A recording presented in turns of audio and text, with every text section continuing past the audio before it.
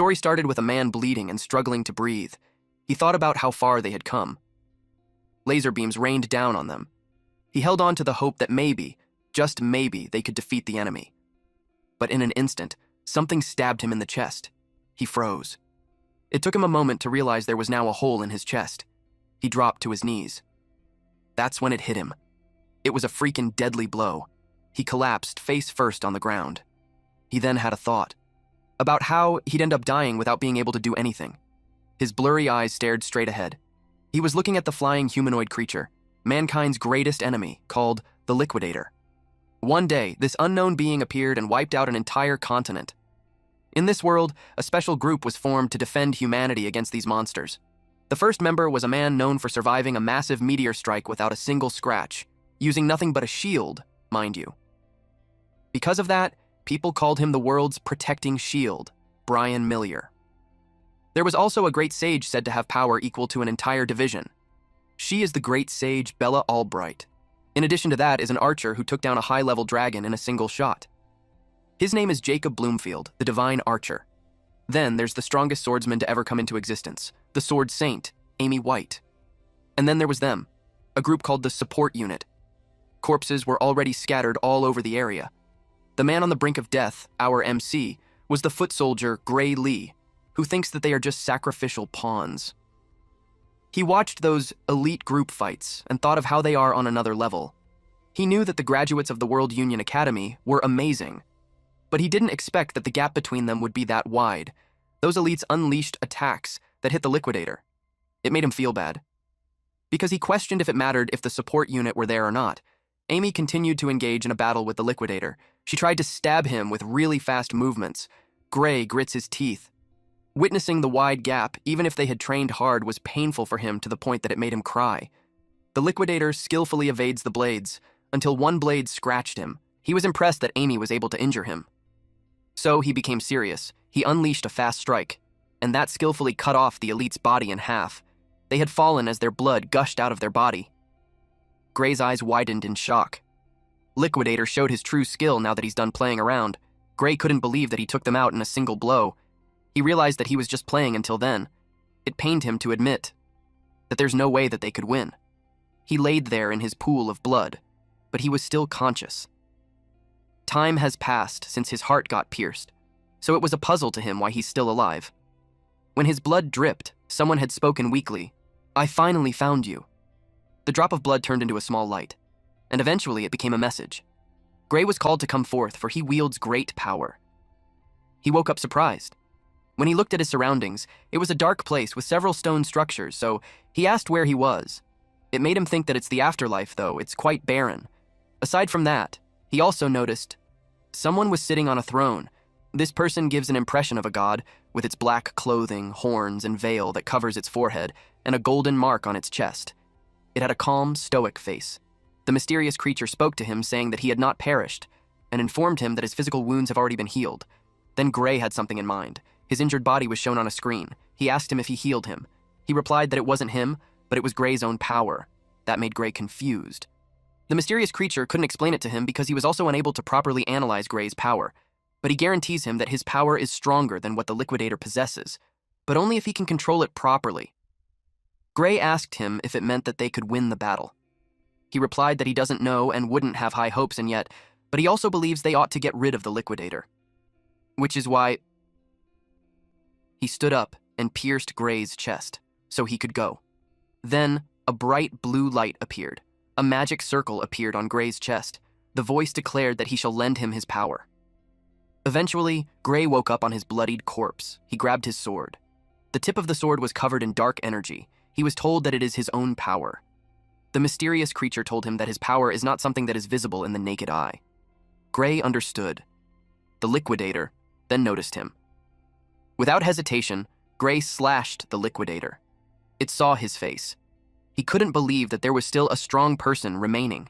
His chest was scratched. Gray realized that his attack did some damage. He charged again. He was confident to say that his power was stronger than him, but Liquidator advised him not to underestimate him. The next thing Gray knew is that he was shocked.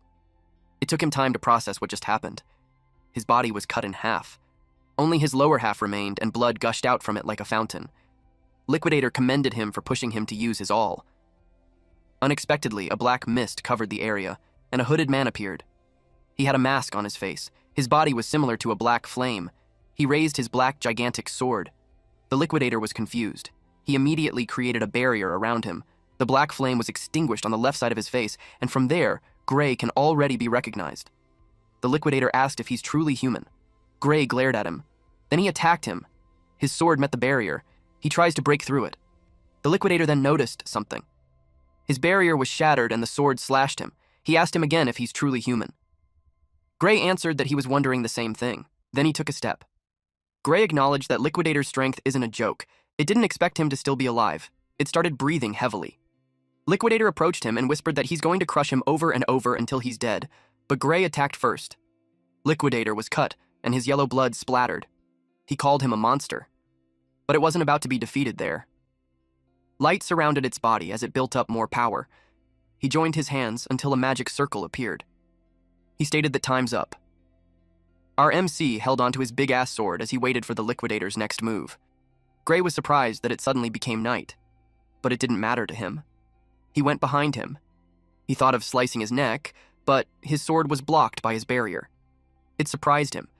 Liquidator told him that it's futile because within the plane of true dusk, nothing is capable of harming him. So he advised him to better stop his useless resistance and take a look at the stars. Gray's eyes widened. The star was reflected on his eyes. It got bigger and shone brightly in his eyes.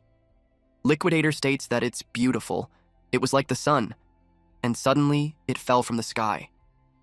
The impact was destructive. The shooting star made a crater on the ground, and our MC could not be found. Liquidator expected that he won't be able to revive if he's completely pulverized to dust. But he was surprised when a portal started to form, and it became a large magic circle. Then someone spoke, acknowledging the great amount of power gathered. He expected that it was enough to take him back. The Liquidator recognized that it was Kronos. Kronos asked the one who wields great power if he could hear him. And since he used all of his power, he decided to send him back to the past. Liquidator cursed at Kronos. Kronos told Gray that it's all he can do for him. The magic clock started ticking. It counted backwards. When it reached 1, he told him that he entrusted the fate of the world to him.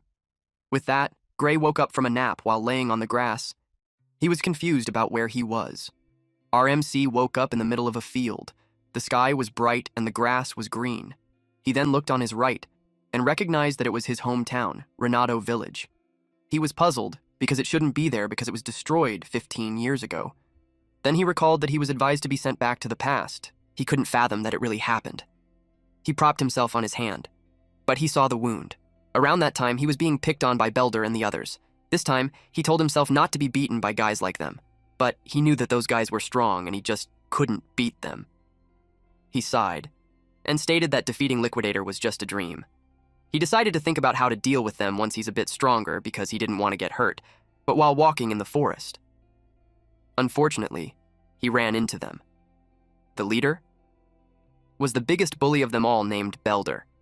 The asshole was with 3 young men. He told Gray that he had been looking for him, and he had a lot of trouble finding him. Gray was cautious. Belder threw a sword in front of him and told him to pick it up.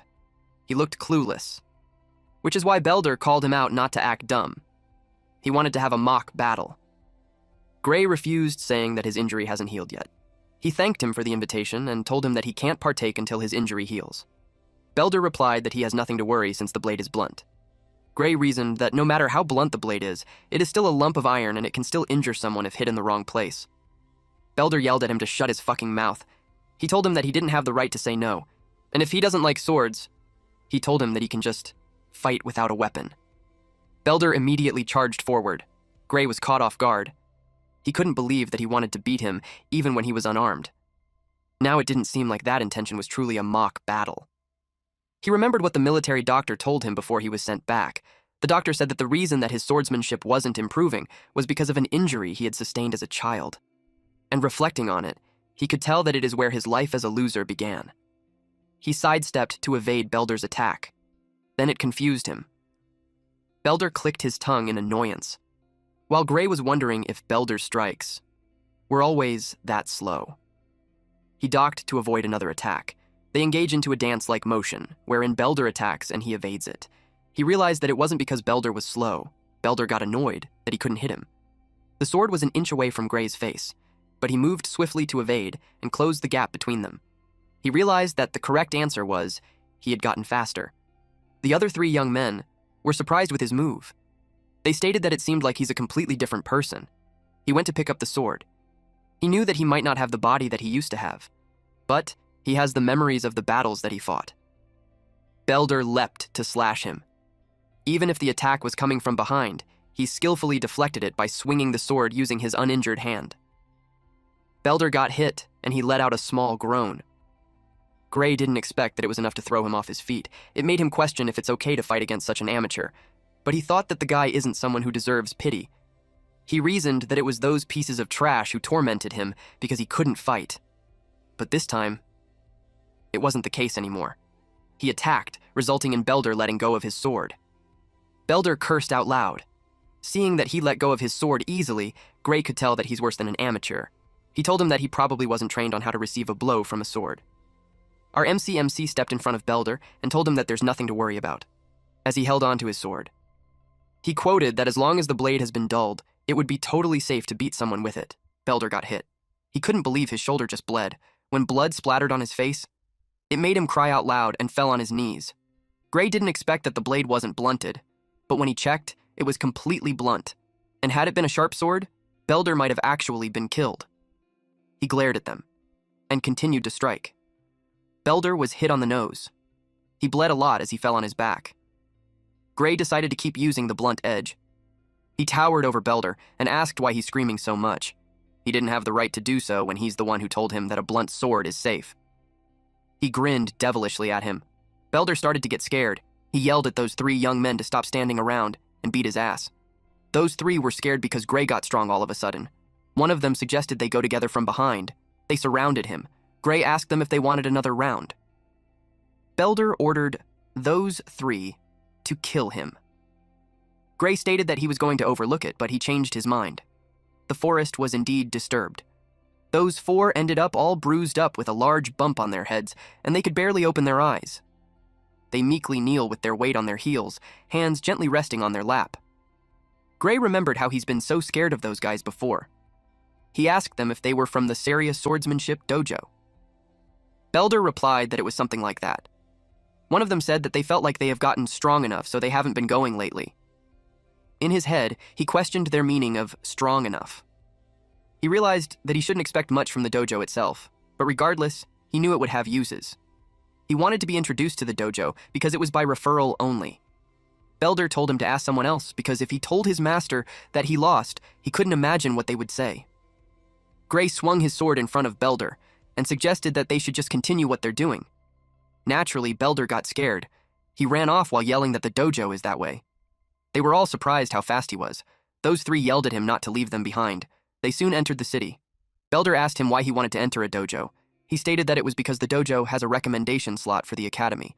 Belder confirmed that he heard something like that. Our MC responded that that was the reason he wanted to go. One of the lackeys expressed that Gray is already strong enough without going to the academy. Gray expressed that it would be nice if that was actually enough. But he knew that even the world's strongest lineup was no match for the Liquidator. And even when he used Kronos' power, he couldn't even scratch him when he got serious. He had no idea how strong he needed to be to defeat that thing. But still, he had some clues. Belder then pointed at the direction of the dojo, and he nodded. The moment he clashed with Liquidator, he felt it for a second, that he was able to control that dark power. And what he focused on at that moment was the swordsmanship taught to him by the Sword Saint. He thought that if he had spent more time training in swordsmanship, in the same conditions as the Sword Saint, then he knew the battle's outcome might have been different. He's aware that it was the reason why Kronos sent him there. They eventually arrived at the dojo, and the woman heard them. She tried to confirm if the bastards tried to pick on a civilian with the swordsmanship that they learned from her, and they just ended up getting their ass handed to them. She clicked her tongue. This woman was the swordsmanship dojo instructor, Saria. Belder tried to reason that they weren't picking on him because it was a mock battle. She responded by hitting him so powerfully that he got blasted away and hit the wall with a loud wham. The other 3 had their eyes widened in shock and trembled in fear. She knew he was just making up excuses. She told them that if he calls beating up someone unarmed a mock battle, then it would mean that what she did just then was also a mock battle. She pointed her sword at his eyes while telling him to leave and never return. She told them that they can no longer call themselves a student of the dojo from then on. They all replied yes and scurried away. She sat in front of Gray and apologized. She acknowledged that her former students caused him a lot of trouble. He replied that there's no need to worry about it. She thanked him for his understanding, and then she brought up the topic that he wanted to get a recommendation to the academy. She wanted to apologize for the trouble Belder and those guys caused, but as much as she'd like to write a letter of recommendation, she had to confirm his abilities first. She handed him a wooden sword. Gray accepted. She told him that he could have the first move and encouraged him to come to her whenever he's ready. He started attacking her. The dojo started evaluating his moves. She could see that his swordsmanship is quite practical for his age. She could sense that it is as if he's been through countless battles before. She attacked and he deflected it. She understood that Belder and the others are no match for him. She could tell that his style is mostly self-taught, but every so often, his swordplay looks similar to what is taught in the academy. It made her curious if someone had taught him. She could tell his swordsmanship is rough, but admitted that he may have the talent, which is why she could say that he's a diamond in the rough. It was about time they wrapped up. She attacked. He was about to strike too. Their swords clashed. They went at it again. She found it strange that he wasn't even faltering and Gray could definitely keep up with her. She just wanted to test his skills a little, but her best was being drawn out, and she questioned the feeling that she was getting. It was fear. Gray made her feel scared. He swung his sword so powerfully that it made her step back. She assumed it was just a wild swing. At that point, she saw his weakness. She took the chance to attack, and decided to end their match there, but she was caught off guard, and was left puzzled. Saria's sword had been cut in half. Consequently, it made Gray shocked too. It was because he felt the same sensation back then, which led him to think that he still has the power, but it came with a drawback. He felt immense pain in his body that made him drop to his knees. Saria worriedly asked him on what's wrong. He realized that his body failed to keep up with the power. His legs were trembling, but he stood up and replied that he's okay. Realizing that he could barely stand, he took a mental note of not using the power carelessly. He thought of telling Saria about it. Saria, on the other hand, was puzzled on why he's staring like that. He ought not to tell her because even if he did, she probably won't believe him. He just decided to make an excuse that he got carried away. Deep inside, though, Saria knew that it was impossible to cut her sword with a dull wooden sword, and she's aware that he knows it too. Seeing how she stared at him, it made him ask what was wrong. Saria understood that he didn't plan to talk about what just happened. She contemplated, then brought up the topic about what he wanted, a recommendation to the academy. He replied that he heard that she could give him one. She replied that she can give him a recommendation to the kingdom's finest educational institution, which is the Royal Academy of Swordsmanship. But she wouldn't recommend that he go there, because she thinks that he's not suited for that place. That made him feel bad. It confirmed his insecurity that he lacked strength, especially when he could hardly do anything except that last moment. Saria told him that there was another place that he should aim for, and that was the World Union Academy, she stated. Gray's eyes widened in shock. What Saria meant was that he shouldn't just be the kingdom's best, he belonged in the world's top institution. That blew his mind. He's well aware that it was the place where the Sword Saint and the others came from. He asked if someone like him can really be accepted there. Surprisingly, she replied that it's impossible.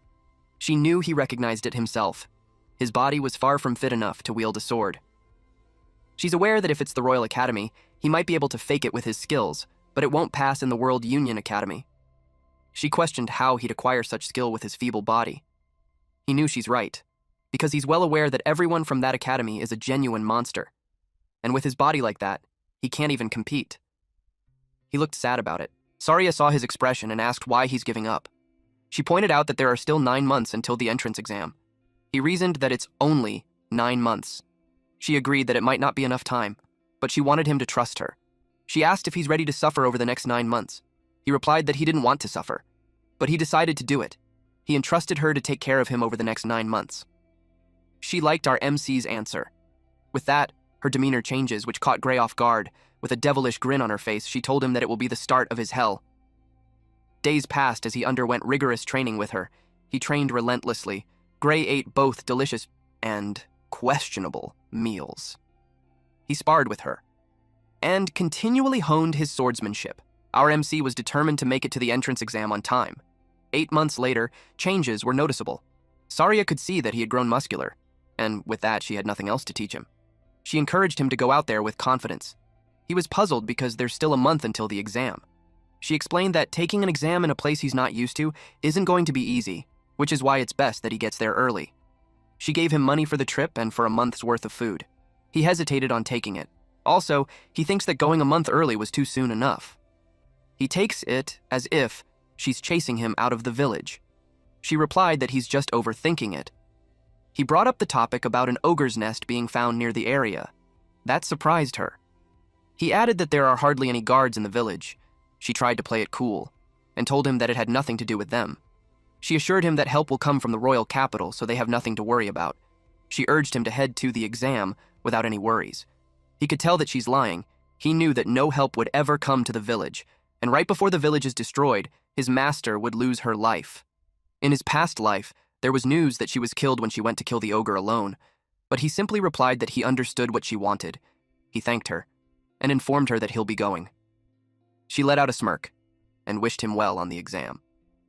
Later that night, skeletons were displayed on a tree with sticks piercing through their mouths. Saria showed up in the forest. From the scout's report, she followed the path in the forest and found a trail of blood, and it led right into an eerie den. But she halted when a voice called out to her, asking where she was going. When she looked up, she saw Gray sitting on a branch of a tree. He smiled at her and called her master. She was surprised to see him. She asked what he was doing there when he's supposed to be on his way to the academy. He asked her the same thing when she said earlier that ogre nests would be taken care of by the army from the royal capital. She told him that the army couldn't come because of an emergency, so she decided to deal with it herself. She assured him that her alone is enough because she already assessed the nest strength from the scout's report. She shared that the boss is an elite ogre and the nest holds around 40 to 50 monsters in total. She admits that the number of minions will be a tad tricky. Thinking about it, Gray knew that it wasn't that strong, but the ogre's real strength lies in its intelligence and leadership. Gray was aware of the risk of being surrounded, and that means it's suicidal to fight alone. And he's certain of one thing. If he lets his master go alone, she won't make it out alive, and the village will be destroyed by the ogres. He had seen that future with his very own eyes. He expressed that he wants to go with her. She refused and insisted that her alone would suffice. He tried to convince her by saying that he doesn't want to miss the chance to gain some real combat experience. Then he asked if she thinks that he's going to get in her way. That made her laugh, because she knew that he's well aware that he won't get in her way, especially when she could no longer win against him in a mock battle. She reasoned that nobody knows what may happen in a real fight, especially if it's a monster's nest that suddenly formed. And for a dangerous job like that, it's best to wait until he has a bit more experience in real fights. He understood that she wouldn't budge, so he proposed an idea instead. She got intrigued. He told him that he'll fight with her, knock her out cold, and deal with the ogre by himself. Looking at his stance, it doesn't seem like a joke. The dojo was speechless. She eventually gave up, but stated she had one condition, that no matter what happens, he should come back alive. He assured her that, and also wished her to live. Under the moonlight, they hid behind a boulder while spying on the colony of ogres. The terrain leaves no room for escape. It showed their confidence of building a nest in that kind of location. It also meant Gray and Saria couldn't escape either. And since they were dealing with intelligent monsters, he decided to play it safe. She started to observe the colony carefully, and she didn't see the boss anywhere, so she assumed that it's probably inside the tent. They could only hope to thin their numbers down before the boss comes out. She instructed Gray to take out any enemies he could see on the side, while she takes care of the other side. Gray agreed, and they charged in. One ogre sensed something. Before it could process what it was, Saria was already in its face and slashed its head. The other ogre witnessed the head roll on the ground. It immediately communicated with the other ogres, and in no time, a horde came charging. Meanwhile, on Gray's side, he was cutting down enemies one after another. He moved fast. Same with Saria. It was indeed a bloodbath. Eventually, the two grouped up. A lot of ogre corpses were on the ground. She praised him and even questioned if it was really his first time. But Gray changed the topic and told her to stay sharp. They were just getting started. Internally, Gray felt something was off. The ogres were too weak. If they were really that weak, he knew his master could have handled them alone. That's why he figured the real danger was inside the tent. A pair of red eyes stared out from the pitch-black tent. They locked onto him, and it made him uneasy. Without hesitation, he told her they had to leave. Now. He even urged her to run immediately. Saria asked what was wrong. He looked panicked as he shouted for her to just go. She picked up on his fear, and they started to run. But as they did, something jumped over them. To their shock, an ogre landed in front of them, blocking the way. Saria scoffed when she saw the elite ogre. She said it was an honor that the boss came to them personally, but Gray told her it wasn't the boss. Then another ogre let out a thunderous roar. It was so loud, Saria instinctively covered her ears. Right after that, a swarm of ogres showed up. They were in a frenzy. She was stunned by the sight and asked what was going on. Behind the horde stood a massive ogre. Gray said it was something far stronger than an elite. He called it an ogre general. It was the real boss of the nest. With the elite ogre guarding the exit and a crowd of ogres blocking the front, they were trapped. The ogre general didn't move, but its presence alone was terrifying. Once she heard it was an ogre general, Saria instantly knew they couldn't win this alone. She glanced at the elite ogre, then suggested they take out the one in front of them and try to escape. She launched an attack, but it deflected her strike. She focused, and slashed again. She managed to leave a scratch on its shoulder, but to her shock, the wound started healing. Gray told her it was useless. The general's roar boosted the ogre's strength and healing. That's why they felt unusually strong. And now, she was struggling to even take down one of them. Gray kept fighting. He trusted her to cover his back. He said she didn't have to win. He just needed her to buy him time. She got worried and asked what he was planning. He said there was only one option left: to take down that ogre general bastard, and he meant it. An ogre with an axe knocked Gray's sword. Our MC got irritated every time they tried to flank him. The ogre tried to make him drop his sword, then raised its axe to strike. Right now, Gray was focused on taking out every enemy in front of him, but the ogre easily broke his sword. He realized it couldn't handle the power of a boosted ogre. The ogre swung at him again and he jumped just in time. He was glad he had a spare, but he knew it wouldn't last long either. Saria realized his situation and tossed her extra sword to him. He thanked her. Now he had 2 swords, but he knew that still wasn't enough to wipe them all out. So he focused only on the ogre general and the horde between them. He pulled out the second sword. With one quick motion, he cut through the ogres in his way. One of them scratched his cheek as it attacked. He blocked the blow as the ogre tried to push him back with its axe. He clicked his tongue, then pressed harder with his swords. More ogres were coming for him. The ogre general's weapon started to glow. Then came its deafening roar. Gray flinched. He saw the ogres grow even stronger. They charged at him again. He realized the ogre general had figured out his plan. It roared again. Gray now understood. It was undeniably smart. His sword clashed with the ogre's axe. He was pushed back, but he forced himself to just move. He rushed forward, cutting down as many as he could. He knew he didn't have time to deal with all of them. Unexpectedly, an ogre tackled him. It held him firmly while the other one raised its axe. Gray slashed the clinging ogre on its neck. He realized that they were trying out to wear his swords out by throwing themselves at him. While dealing with that, a shadow loomed over him. It was because an ogre leapt and was ready to punch him. He blocked its fist using his sword, but it was powerful that it blasted him away. Gray coughed up blood. His body trembled, he was breathing heavily, and his sword was shattered. He was now down to his last sword. He couldn't believe that he had to take on hordes of ogres and the general with just one sword, and because of his experience before he regressed, he could tell there was no way he could win. He then thought, since that was the case, he told her master to run while the ogres are focused on him. She was amused, but she couldn't do that, Saria replied. While defending attacks, he questioned her if she planned to die for nothing. He assured her that he will run after her, but she told him that it wasn't that. She had a grim expression on her face, until she had this resigned look when she admitted that she couldn't run anymore. Her leg was slashed and was bleeding heavily. Gray turned pale when he saw it. Now, he ran out of options. In his mind, he had gone back in time with one goal: to defeat the liquidators. He swung his sword, all while thinking his life might end right there. His last sword shattered, but he refused to give up. He tried to remember how that power felt back then. He thought about tapping into it again, with one ultimate goal: to defeat his enemies. While ogres readied themselves to attack him, he forced himself to remember. He tried to recall the feeling he had back then. Gray shut his eyes and closed them tight, and as the last piece of his sword flew right in front of him, he opened his eyes and they glowed red. He finally felt it. He swung his black shadow sword, delivering a fatal strike to several ogres. Mist covered part of his face and his blade. Saria was confused. Gray wore a grim look, but when he looked at her, he smiled and told her it was all right. With one swing, he severed several heads. The ogre general's sword began to glow again, but in a split second, it was cut down.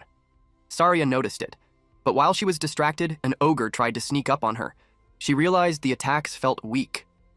She commented that they used to give her a hard time, but now she could slice through them with ease. She said that without the general's boost, they were nothing. It was already deep into the night when they finally defeated the ogres.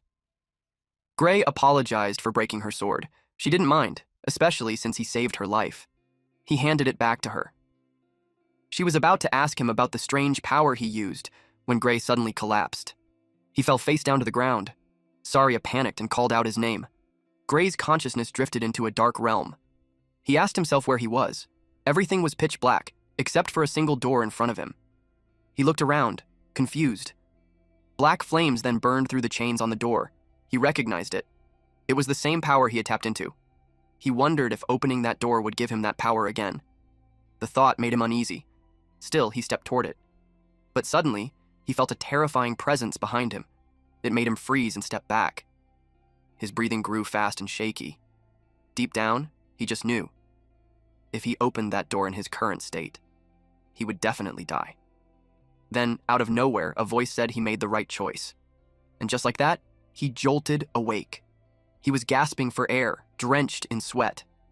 Saria was startled. He was finally awake. He asked where he was.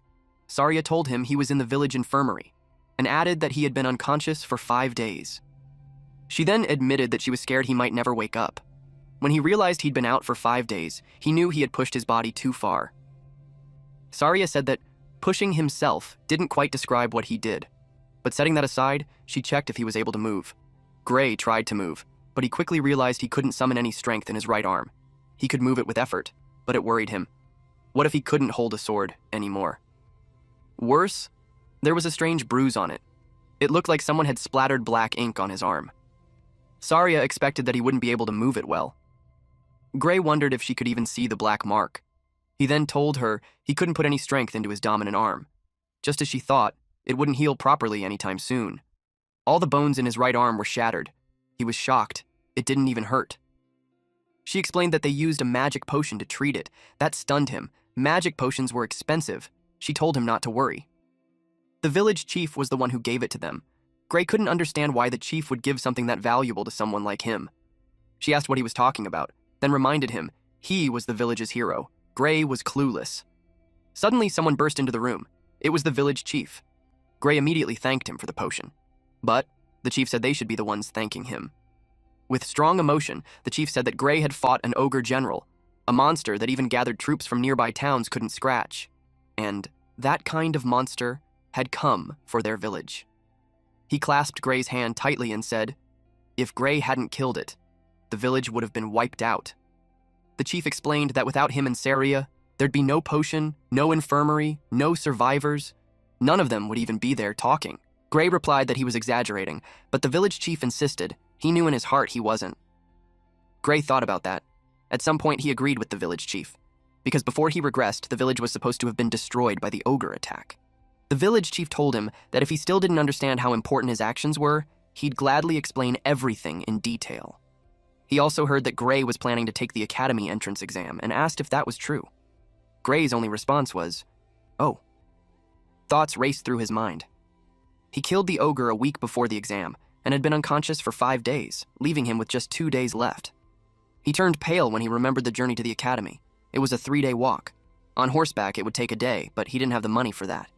He immediately asked the chief if he could borrow a horse. The chief had expected that, so he already prepared the best horse in the village for him. With that horse, he'd make it in no time. Saria joked that if he hadn't woken up that day, they would have carried him there while he was still asleep. She then opened the door. The sunlight made him squint. He saw the horse waiting, and a huge crowd around it, holding banners, thanking him and wishing him luck on the exam. Everyone wore bright smiles as they showed their thanks. Many people came to thank him personally. One man stepped forward and handed him a pouch. He asked what it was. The man said it was something the whole village pitched in for. They heard applying to the World Union Academy was expensive. Gray was deeply touched by the gesture. He smiled and thanked them, then said it would be hard to return if he failed the exam. Saria told him not to worry. After all, he's the only one applying to the World Union Academy who's defeated an ogre general. But Gray was still worried about his right arm. She reminded him his left arm still worked fine. He nodded. Saria said that was more than enough, and he didn't need to use that power either. He argued that the exam might not be that easy. Passing it with just one arm didn't sound simple. Saria reassured him. She said he'd definitely stand out, and the examiners would recognize his strength. She was confident. With full belief, she told him, he will pass. He thanked her, and said that with her saying it like that, he had no choice but to pass. In his past life, the village had been destroyed, but now, it was still standing. Gray realized the world wasn't the same anymore, and that meant the future could change. All of it, thanks to his power. And now, he was set to go. Eventually, he made it in time. He even thanked the horse for getting him there. He looked straight ahead and saw a city surrounded by a lake. He finally arrived at the World Union Academy. At the arena, the host announced that they would begin handing out exam tickets. Until the process was done, all examinees were to stay inside the central arena. There were a lot of people, but only 20 would pass. Someone mentioned that the number of successful candidates changes every year. Sometimes 50 make it, other times only one. The host then called Professor Ariel to the front. She walked in and began distributing the exam tickets right away. She instructed the examinees to take the paper that would appear before them. She then snapped her fingers. A golden light filled the arena. A paper appeared in front of each examinee. Gray was examinee number 513 under the fencing course. He noticed everyone else had theirs too. She explained they would only see their number in course, and reassured them that this was how it's done every year. She gave a small grin, then told them that the World Union Academy does not judge based on age, gender, nationality, or status. That even included their names. None of those things mattered to the Academy, she added. Only those who passed the exam and earned the right to cross the bridge would be asked for their name, and even then, they could give a fake one if they wanted. Gray was confused. Even though he left his sword at the inn, his paper still said he was in the fencing course. It made him curious about what kind of system they were using. Then, Professor Ariel explained, they assigned the courses based on appearance. She said if she got anyone's course wrong, they should raise their hand. The examinees were stunned. They couldn't believe she sorted them just by looking, especially with so many people there. Some of them guessed she had already looked them up. Others thought maybe she used some kind of mind-reading magic. But after a while, no one raised their hand. So, she concluded that no one had been misassigned. Next, she announced their exam schedules. She told everyone to check their tickets. Gray's paper said he was scheduled on the first day, at 11 a.m. He didn't like it. He was hoping for a little more time to let his arm recover. Professor Ariel reminded them it was a one-shot practical exam. If they were late, they'd be disqualified. No exceptions, no reschedules. Gray held his arm, thinking he still couldn't use much strength. He silently prayed it would get a bit better by tomorrow. The next day arrived. He was in a pinch because it didn't heal at all. He had no choice but to take the exam with his arm still that way. He was called to the entrance of the arena. He took a deep breath and reminded himself not to be pessimistic about it. He evaluated that his left arm was still functional, and he can move his right to an extent. He used the time he had left to watch the examiner's moves, and to find an opening. The examiner told the examinee to make the move first. The examinee charged at the examiner. His swings were heavy, but the examiner just sidestepped to evade it. The examinee yelled that he's not done yet. He grips his sword with both of his hands, and swung it. The examiner blocked it using just one hand. Seeing that happen, the examinee's spirit got crushed. The professor then charged at him, and blasted him away with just one swing. The guy fell on his back, and the examiner concluded his exam. He was instructed to retrieve his weapon and exit the venue. Seeing that, a small smile formed in Gray's face. He already knew it. He was totally done. There was no way in hell he could win. Not long after, the examiner called his number. As he walked toward him, he couldn't believe he had to fight someone who had taken down a man twice his size using only one arm. Gray was instructed to make the first move. He felt like he didn't have a chance, but he decided to do whatever he could. He charged forward. He recalled what Saria had told him, that a sword isn't swung with just arms, but he needed to channel his power generated by his entire body through his arms. Even if his right arm is powerless, he thought of driving the force through his other muscles. He swung his sword and the examiner ducked to evade it. Gray was feeling nervous since he can't fight the way he usually does. He thought that if swinging a sword without arm strength was that easy, no one would bother training their body in the first place. The examiner counterattacked. That's when Gray got confused. Because the instructor's sword was kind of slow, he was able to block it. He could tell that the examiner had insane power, but his speed and technique don't even come close to his master's. He believes that if he relies on the swordsmanship he learned from her, he might be able to make up for the difference in arm strength. Gray's eyes turned sharp and he thought, if that was the case, he moved accordingly, and became certain that the examiner was slow, and wasn't nearly as strong as he thought. He recalled his master's words, that he'd definitely pass. Their swords clashed, and he was able to overpower the examiner. It's when he started having faith that he could do it. Their sword fight continued. Although Gray had seen the examiner's swordsmanship, he charged at him, and the professor evaded, which led Gray to think that the difference in power is too great that he can't break his form. It made him realize that it wasn't easy to win with just one hand, after all. With that said, as they continued to spar, the examiner's movements were becoming rougher. While Gray had a risky move in mind, he found the right timing, and baited him to come to him. The examiner attacked, and that's what he wanted, for him to make a wide open swing. He shifted his weight to his right foot, knowing it would leave an opening. He also knew most opponents would go for a big, obvious swing. Unexpectedly, Gray was already behind the examiner. The examiner was caught off guard. Our MC knew that no matter how great the difference in power is, if he could get behind, then he'd be able to defeat him. But they were suddenly ordered to halt. The tip of his sword was only an inch away from the examiner's back. Gray wondered if the match was really over. He thought it's a bit early to stop there. The other examiner announced that the time limit for him has been reached. His eyes widened as the result was announced. It was a draw. Gray was sure he wouldn't make it. His grip on the sword loosened, as if his body had simply given up. He left the arena feeling down because he had given his all to pass. He also knew that if he can't win against the examiner, things will be difficult for him. He expects his arm to heal next year, so he'll take the exam again. Before he left, he glanced at it one last time and expressed a thank you. 1 week later, in the World Union Academy Meeting Room 53, the head of the academy asked the professors their thoughts on the candidates now that they have finished all their exams. One of them expressed that he's exhausted. An older professor stated that the method of everyone observing together is rather inefficient and suggested to divide the workload next year. Another professor defended that they can't afford to overlook a talent simply for the sake of making things easier for themselves. The head sighed and pointed out that he asked to hear their thoughts on the examinees and not on the system. He started with the examinees from the swordsmanship course. He asked who passed.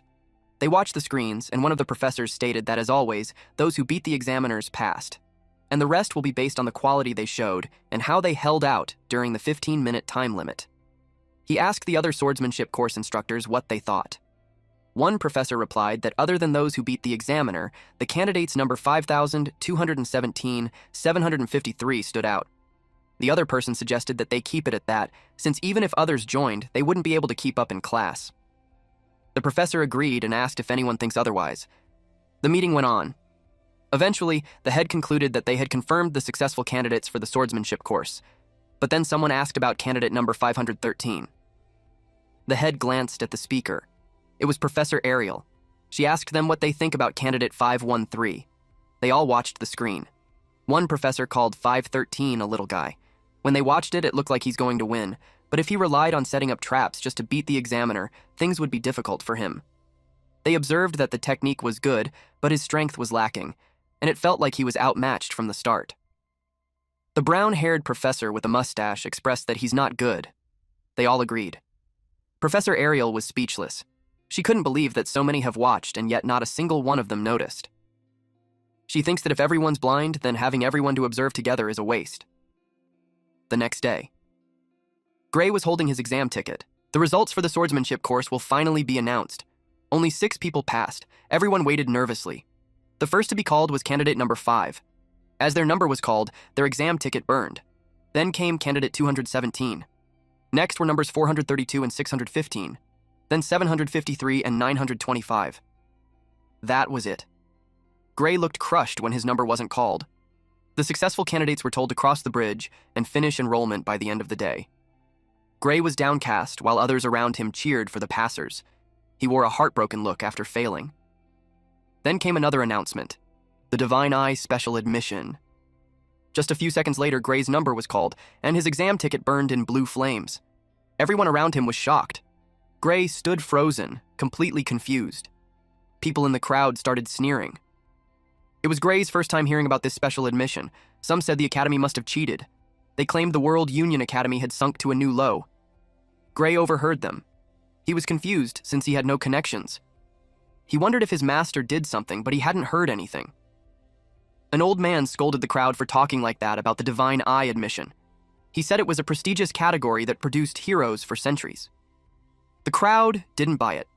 They said it was only respected long ago.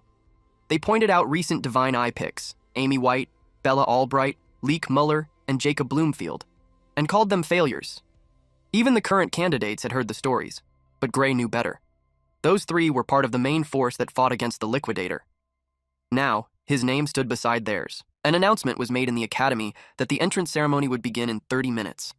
Once the students finished changing, they were asked to gather in the plaza in front of the main office. Their uniform had a black path with the academy's symbol engraved on it. Our MC looked dashing. Some students arrived early at the plaza, but they weren't sure if it was the right place since nothing was set up yet. A man came running toward them and apologized for the delay, saying there was a mix-up. He asked the students to step back a little so he could place the stairs in that spot. The students moved and asked if where they were standing was okay. The man said it was perfect. Then he knelt down. The students were confused. He touched the ground, and a large magic circle appeared. The ground started to shift. The students' jaws dropped. They were shocked to see a full structure rise right in front of them. The man apologized again for the delay and told them they could sit wherever they liked. The students were clearly amazed. They realized it was teleportation magic, but couldn't believe something that big could be teleported. Gray sat down, thinking the school probably wanted the ceremony to be held in a place where the building could be seen. To him, it felt like an extravagant use of teleportation magic. He definitely looked excited, after realizing how powerful the World Union Academy was. The students noticed there were too many seats. Only 30 students were accepted, so it seemed unnecessary to have that many. The girl she was talking to was surprised she didn't know why. She apologized, explaining that, aside from sword training, she hadn't studied much else. The girl offered to explain. She said that, as the name suggests, the academy gathers top students from around the world. Then she pointed at something in the sky. The other girl was shocked to see aircraft and dragons flying above. She asked what those were. Gray was surprised to see the magic airship, Strato Queen. He had boarded it once before when he joined the Liquidator Subjugation Squad. It was said to be one of the biggest airships in the world. He couldn't believe they used it just for an entrance ceremony. The World Union Academy definitely exceeded all of Gray's expectations. The airship landed, and the students got off. Now, everyone was present. The entrance ceremony could begin. Eventually, the headmaster's speech had ended. Gray looked bored. In his mind, the entrance ceremony isn't different from a normal one. The next part of the program is the greetings from the top students of each course. Leonhardt, the top student of the swordsmanship course, was called in front. While he got up from his seat and made his way on the stage, the students gossiped about him. They heard that he defeated the examiner in an instant during the entrance exam. Some even said that he's as good as any of the professors when it comes to swordsmanship. This student is Leonhard Apius. Gray watched him. Before he reaches the mic, he confirms with the heads if he's allowed to speak freely. They replied yes, and he thanked them. Then he stated that he had one complaint that he'd like to make to the academy.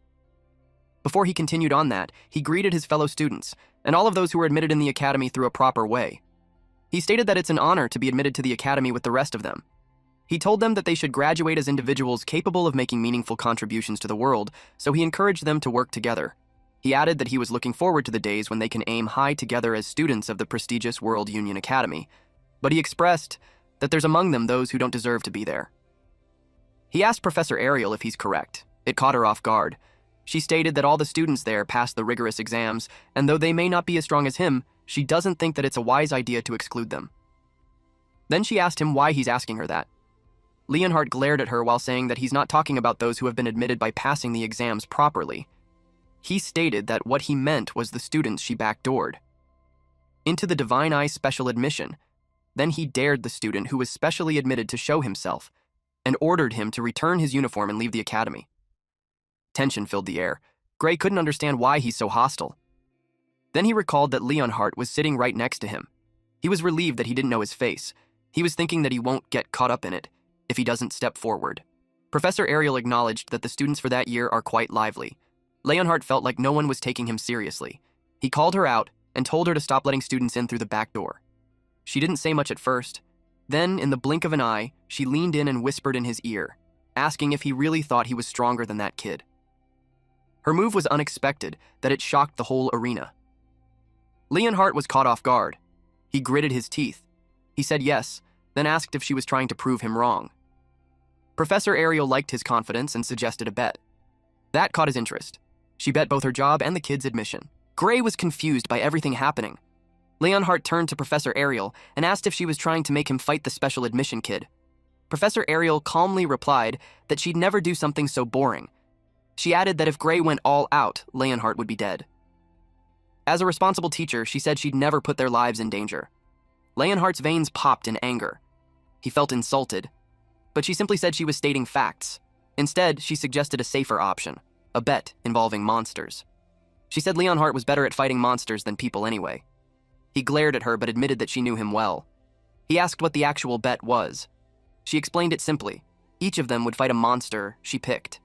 The monsters would get stronger with each round. Whoever fails to defeat their monster first loses. The stakes? If Gray lost, Professor Ariel would retire and the special admission students would be expelled. But if Leonhardt lost, he'd have to do whatever she told him. Then she asked if he was in. Leonhardt wanted to know what kind of monsters they'd be facing. He was confident in his skills, but he didn't want to get caught up in anything weird. After thinking for a moment, she revealed the first target, an ogre general. Then she teasingly asked if it was too easy for him. The whole class was stunned, but Gray didn't react. Instead, he was curious why she chose that monster. Leonhardt, on the other hand, was furious. He shouted that an ogre general wasn't something a person could defeat alone. Professor Ariel clarified that they didn't have to do it right away. They'd be given a full year. Leonhardt snapped. If someone could solo a disaster-level monster in just a year, people wouldn't be suffering in the first place. He yelled at her to pick something more realistic. Trying to catch his breath, he paused, and then realized her true plan. He believed she was purposely choosing something impossible just so there wouldn't be a clear winner, but with confidence, he declared he wasn't going to play along. Ariel smirked and added one last condition. If the match ended in a draw, then Leonhardt would be considered the winner. Basically, if Gray failed to defeat the ogre general, she would be fired, and all the special students would be expelled. She asked him what he thought about that. He looked at her like she was crazy. He couldn't shake the feeling that the bet was already stacked against him. She took his silence as agreement. Just to be clear, he said it better not be a weakened ogre general or anything like that. She calmly replied, "Of course." Then, with a flick of her hand, a feather pen appeared out of thin air. She told him that the terms were already written in a magic contract, and he could sign it if he had no objections. He read the contract, and chose to go through with it. Still, he had to ask, did she really believe that the kid could win? Her answer was vague. She said, "Who knows?" Then she quietly returned to her seat. The other professors whispered among themselves, wondering what was wrong with her. Some thought she was just using the bet as an excuse to retire. It wasn't too far-fetched. She was past her prime, after all. Gray had no choice now. The bet was official, but something bugged him. Why did she include the one he defeated before enrollment when she said the time frame was a full year? She then watched our MC in silence. Gray realized the bet was already sealed the moment it started. As he stared at her, she put a finger to her lips, telling him to stay quiet. That's when Gray knew. She played dirty. Eventually, the opening ceremony ended, and everyone went to their assigned classes. The first subject was basic magic. It was surprising to some that the lecture started right away on day one, but as students of the academy, they had to understand every single day mattered. The professor began the lesson by teaching how to use magic. It was the most basic topic. He explained that the body holds a hidden energy called ether, by guiding it through the body's magic circuits. He continued writing and explaining on the board. Gray was in that class. At first, he was worried he might not keep up, but it turned out he already knew this lesson from boot camp. So far, so good. But there was one big problem. Out of all the possible classes, he ended up in the same one as Leonhardt. He silently prayed Leonhardt wouldn't find out that he was the Divine Eye's special admissions student. The professor noticed Gray looking uninterested. He scolded him for already looking away just 5 minutes into the lecture. Gray was shocked he got caught with just a glance, even though he was seated all the way in the back. He quickly apologized. The professor challenged him. If he looked that confident, why not prove it in front of the class? He even taunted him by expecting him to be able to use basic magic. Gray politely explained that since they were in the swordsmanship course, he thought it was okay if they couldn't use magic. The professor replied that even if you mainly use a sword in combat, it's still important to understand the basics of magic, at the very least to coordinate with mages. Knowing basic spells and understanding how they feel is essential. Gray didn't expect the professor to give the same explanation as the one from boot camp. He wondered if the spell they'd be learning would also be the same. So, he asked if they were going to learn Ether Bullet. The professor raised an eyebrow and asked if he could already use it. Gray said yes. He felt relieved. At least the painful boot camp hadn't been a waste. Seeing a chance, the professor decided to set up a match. He knew Leonhardt, whom he called Leon, could also use Ether Bullet. Leonhardt confirmed it. He added that even before entering the academy, he had trained in both swordsmanship and magic, which, in his opinion, made it risky for another student to fight him seriously. But the professor wasn't worried. He said that even if there's a big difference in skill, they were just using ether bullets. It's not like anyone would die. And he didn't plan on asking Leonhardt to hold back either. Then, the professor dropped a bomb. He revealed that Gray was the Divine Eye student for the year. Everyone turned to stare at Gray. He knew he was in trouble now. The professor grinned like a devil as he exposed everything. Leonhardt responded coldly. He said he would show Gray how things really worked, and what kind of place the academy truly was. Leonhardt glared at Gray and told him to step forward. They stood face to face. The professor explained that once he gave the signal, they would fire their ether bullets at each other. Gray had only trained in magic for a few days during boot camp, and even though the professor said it wouldn't be fatal, he knew he probably wouldn't walk away without getting hurt. The professor gave the signal to start. Leonhardt was set on proving how much stronger he was. Gray had no choice. He decided to just go for it.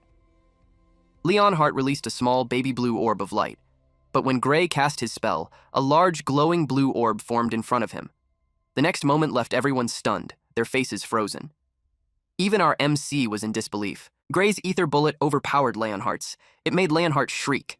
The professor immediately intervened and formed a barrier in front of Leonhardt to protect him. He was relieved to have saved him. But to their surprise, the barrier broke. It completely shattered and blasted Leonhardt away. It emitted a powerful gust of wind and a blinding light. Other students got affected by it. Leonhardt let out a loud scream as he crashed to the floor. The professor rushed to his side and asked if he was okay. Leonhardt stood up and said he was fine. The professor let out a sigh of relief. Then he looked at Gray. He realized that if the barrier hadn't weakened the impact, Leonhardt could have died. And even more shocking, none of the professors could produce an ether bullet that strong. He turned to Gray and asked, "What did you just do?" Gray was confused. Leonhardt's ether bullet felt so weak, it didn't even seem like the same spell. That made him wonder. Was the ether bullet he learned during his time in the subjugation squad different from the one taught at the academy? He asked if maybe he had used the wrong spell. The professor said no. It was definitely an ether bullet. But he added that the quality of Gray's was different. It wasn't made from regular ether, it was super compressed ether. The other students had never even heard of that before. The professor admitted it was a kind of power even they struggled to control. Yet somehow, Gray not only produced it, he shaped it into a spell. He said there was no one else in the entire academy who could pull that off. The students started whispering. It was the first time they'd seen an ether bullet that powerful. Some of them now believed that the Divine Eye admission existed for this exact reason. Others said Gray should have been placed in the magic course from the beginning instead of being admitted as a special case. But in Gray's mind, something didn't feel right. All the spells he learned at the subjugation squad boot camp were like that. And even among his group, he wasn't considered particularly talented. He asked the professor if he was just joking, because with enough practice, anyone should be able to do something like that. The professor burst out laughing. Gray was confused, especially when the professor laughed even louder. Then, out of nowhere, the professor grabbed him by the shoulders, stepped into his personal space, and told him to transfer to the magic course. He even offered to personally vouch for him. According to him, Gray was more gifted in magic than in swordsmanship. Gray politely declined, saying he had always been told he wasn't good at magic. The professor looked at him like that was the funniest joke ever. He couldn't believe Gray, someone who understood the ether compression technique well enough to create super compressed ether, thought he lacked talent. He called Gray a once-in-a-generation genius, someone even the Academy would call a prodigy. He added that whoever told him he had no magical talent clearly didn't know what they were talking about. Then he asked again, was Gray really sure he didn't want to switch to the magic course? The professor was known for rarely handing out compliments, so the students were stunned. They couldn't believe he was praising someone this much. He kept pressuring Gray, saying that if someone like him didn't study magic, it would be a loss for the world, and even called it a crime against magic itself. Gray let out a nervous laugh. Then, something clicked. He suddenly remembered where he had actually heard about the ether compression technique before. In his previous life back at boot camp, someone once explained that in the old days, people didn't even know that OUD, also called life force, existed. Because of that, casting proper magic was incredibly hard. They had to keep compressing ether inside their bodies and hope that a bit of it would mix with odd by chance, just to create a usable spell. A woman with baby blue hair and golden eyes had called that process laughable. Now, in the present, Gray asked the professor if he had ever heard of odd. The professor looked confused. That reaction confirmed it. This world still didn't know about its existence. Gray realized something big. What he had learned in the subjugation squad was knowledge from the future, and he knew he had to be careful about who he told. The professor brought the topic back and asked again if he was willing to transfer to the magic course. Gray gave a proper bow and apologized. He explained that he loved swords. As grateful as he was for the offer, he had to decline. The professor accepted his decision, but he told Gray that if he ever changed his mind, he was welcome to come to him, any time. Gray thanked him sincerely. Then the professor told him to go back to his seat. He also added that from now on, he wouldn't scold Gray for looking bored in class or even for leaving early, because he knew this lecture was far too basic for someone like Gray. The other students were impressed. They couldn't believe that Professor Carlos thought so highly of Gray. Meanwhile, Leonhardt watched him closely. He clutched his chest. His cheeks turned slightly pink as he looked at Gray with admiration. He even called him Lord Gray. Gray felt a chill run down his spine. It was honestly a little creepy. Later that day, Gray received a letter from Professor Ariel asking him to come to her office after class. The sudden summons caught him off guard. He wondered if it had something to do with Professor Carlos. He guessed she might also be planning to recommend he switch to the magic course. When he reached her office, he stood in front of the door. Before he could knock, Professor Ariel called out from inside, saying it wasn't locked. He walked in. But then, he was suddenly attacked. He quickly drew his sword and blocked the attack with ease. The girl who struck at him was stunned. Gray realized he reacted purely on instinct, but he still wanted to know, why did she attack him? Then he got a good look at her face, and was shocked. She looked familiar, like someone he had seen before.